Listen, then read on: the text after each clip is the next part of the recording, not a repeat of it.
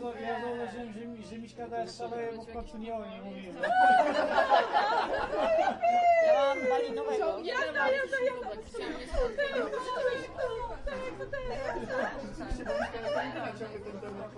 Tak, bo boję się, że wrócicie do mnie znowu. Na inny temat skończymy to się da? Co się działo? Jest taka chwila ciszy, a pamiętacie, Boba będzie. Nie bym cię lubił, ale gdzieś muszę zostawić. Halo! Siądź, proszę bardzo. Siadaj, jak starsi stoją, siadaj. Mam nadzieję, że to klucze.